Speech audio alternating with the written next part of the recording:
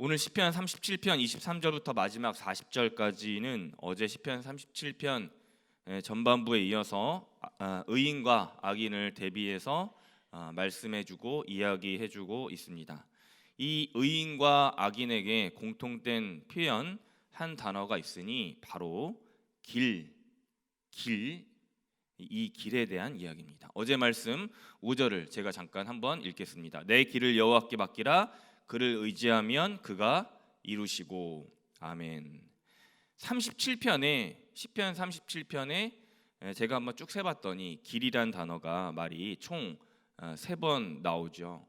5절, 7절 그리고 오늘 23절이 그 길이 각각 한 번씩 나오게 됩니다. 이 길은 인간의 일생입니다. 내 길을 여호와께 맡기라. 하나님의 말씀으로 창조된 인간은 당연히 하나님께서 예비하신 하나님의 방법과 방향대로 그 정해진 길대로만 가는 것이 매우 당연합니다. 그러나 대부분 많은 인생의 문제가 길에 잘 들어서지 못하기 때문에 발생합니다. 따라서 첫 번째로 우리 인간의 일생은 반드시 여호와의 길로만 걸어가야 하는 것입니다. 그러나 둘째로 이미 여호와의 길에 들어섰다 할지라도 어제 말씀 7절에서처럼 악인의 길이 형통해 보이고 먹음직스러워 보여도 조급해 하지 말아야 하는 것입니다. 왜냐하면 비록 인생의 시간표가 짧아도 오늘 시편 다윗의 이 시인은 반드시 여호와 앞에 잠잠히 참고 기다려라 했기 때문입니다. 인간의 본성이 늘 그렇습니다. 저도 마찬가지죠. 내 길과 다른 사람의 길이 늘 비교되고 대조되는 것입니다. 내 가족의 길과 다른 가족의 길, 이웃의 길이 비교되는 것입니다.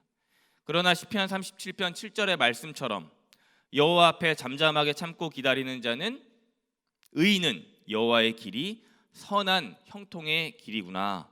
세상의 형통을 넘어서고 그 월등하게 위에 있는 길이구나라는 것을 곧 깨닫게 되는 것입니다. 그래서 오늘 말씀 18절에 여호와께서 온전한 자의 날들을 아신다. 그들의 기업이 영원하다 하신다 하신 것입니다. 이 날들을 하나하나 생각하고 여호와 하나님께서 마음에 기록하시기 때문입니다.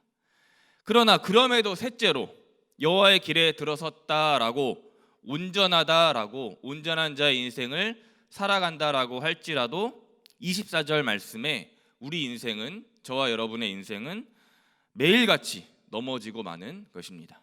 24절을 함께 읽어보도록 하겠습니다. 그는 넘어지나 아주 엎드러지지 아니함은 여호와께서 그의 손으로 붙드심이로다. 아멘. 여기에 우리 믿음의 성도님들께서 신앙을 더욱더 굳세게 지켜서 나가야 할 이유가 있는 것입니다.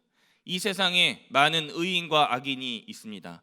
악인이 더 많아 보이는 것 같습니다.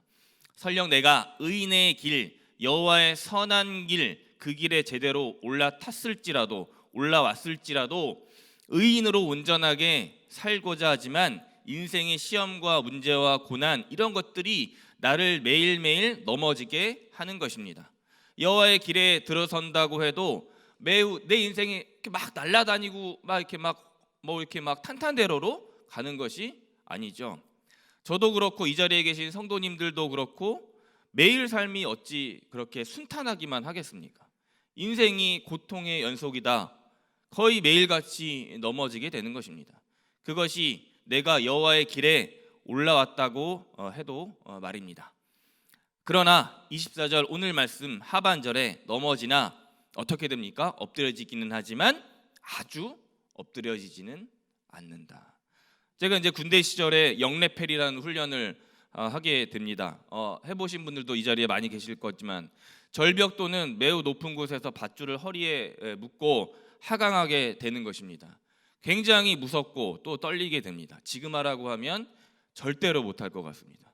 교관이 겁을 줍니다. 그 밧줄은 결코 끊어지지 않는 밧줄임에도 불구하고 말입니다. 내 몸과 생명 반드시 그 밧줄이 잡고 지켜주는 것입니다. 교관의 지시를 바로 따르고 밧줄에 의지해서 내가 내려가면 뭐 10m, 20m 이상의 높이에서도 안전하게 내려올 수 있게 되는 것이죠. 저는 이제 그때 느끼게 되었습니다. 하나님께서 이런 이치로, 이런 모습으로 내 인생을 지켜 주시는구나. 내 인생을 여호와께 맡겨도, 내가 여호와의 길에 올라와서 걸어가도, 내 발걸음을 여호와께서 23절의 말씀처럼 또 정하시고 기뻐하셔도 결국 넘어질 수가 있습니다. 그러나 내 인생길 어떻게 하십니까? 여호와의 손으로 반드시 붙들어 주십니다. 이것을 깨닫고 나와 우리의 인생길을 걸어가는 것이 매우 중요하다라는 것입니다. 그런데 경제적인 문제로, 관계의 문제로, 건강의 문제로 이 사실을 우리는 잊을 때가 많습니다. 뒤돌아서면 언제 또 그랬냐듯이 하나님 앞에 불평하고 교만하여 악인들의 길로 들어서거나 또한 악인들의 길을 힐끗힐끗 쳐다보고 마는 것이 저와 여러분의, 우리들의 인생인 것입니다. 하나님의 선한 길로 들어섰다는 것은 절대로 유혹에 넘어지지 않거나 또한 죄로 교만하지 않게 되는 것이 아니죠. 그렇게 살아갈 수밖에 없지만 주님, 오늘도 연약하고 죄 많은 제가 넘어집니다. 그 길, 인생길에서 제가 넘어집니다. 그러나 아주 엎드러지지 않는 것은 여호와의 손이 오늘도 내 인생을, 내 인생길을, 내 일생을 붙들어 주고 계심을 제가 오늘 믿습니다 라는 그 고백이 있어야 하는 것입니다. 그것을, 이 노래를 부른 다윗은 자신의 노년 때 자신의 삶을 반추하며 경험하며 저와 여러분들에게 보여주는 것입니다. 25절에 내가 여호와의 길에 들어선 의인과 그 자손이 굶은 것을 보지 못했다. 29절에 의인이 땅을 차지했다. 거기서 그리고 영원히 살 것이다. 결정적으로 31절에 그의 걸음에는 실족함이 없다라고 증거하는 것입니다. 실족함이 없다라는 것은 그것이 아주 엎드러지지 않는다라는 것이죠. 말씀을 맺겠습니다. 다윗은 악인의 길, 악인의 발걸음, 그 악인이 지나간 것을 보고 이렇게 고백하고 있습니다. 오늘 말씀 36절입니다. 내가 지나갈 때에 그는 없어졌나니 내가 찾아도 발견하지 못하였도다. 아멘. 내가 여호와의 선한 길로, 악인의 길로 지나며 악인들의 길을 보았더니 그들은 사라졌구나, 찾을 수가 없구나. 이런 고백을 다윗은 자신 인생 노년에 고백하고 있는 것입니다. 하나님의 정의로움을 경험한 것입니다. 이에 마지막으로 다윗은 40절에서 자신을 악인들에게서 구원하셨음을 이렇게 경험하며 고백하는 것입니다. 여호와께서 그들을 도와 건지시되 악인들에게서 건져 구원하심은 그를 의지한 까닭이로다. 아멘. 악인들의 길 때문에 내가 선택한 여호와의 길이 통째로 삼켜져 버려 사라져 없어질 줄 알았으나 여호와께서 여호와의 선한 길에 들어선 자들을 구원하셨습니다. 왜 그렇습니까? 내가 그를 즉 여호와의 손을 끝까지, 내 인생, 내 일생 끝까지 의지하고 붙들었기 때문입니다. 사랑하는 법한교회 모든 성도님들 여러분, 오늘 우리는 누구의 손을, 그리고 어떤 손을 의지해야 합니까? 그리고 어떤 길을 선택하고 따라가야 합니까? 여기 선택지는 두 개도 아닌 오직 하나, 우리를 악인에게서 건지실 여호와 하나님께서 친히 우리의 인생을 구원하실 여호와의 길 단 하나밖에 없습니다.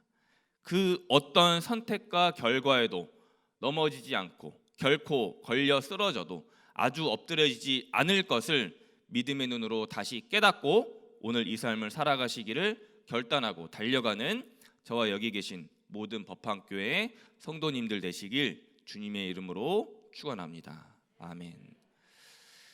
기도합니다. 그는 넘어지나 아주 엎드러지지 아니함은 여호와께서 그의 손으로 붙드심이로다. 아멘.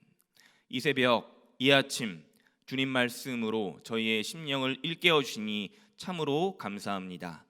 다윗이 전심을 다해 주 여호와의 선한 길로 걸었던 것처럼 나도 우리도 일터와 가정도 그 길에서 절대로 이탈하지 않고 또 오늘 하루를 걸어가게 하여 주옵소서. 우리를 죄에서 구원하신 주 예수 그리스도의 이름으로 기도드렸습니다. 아멘.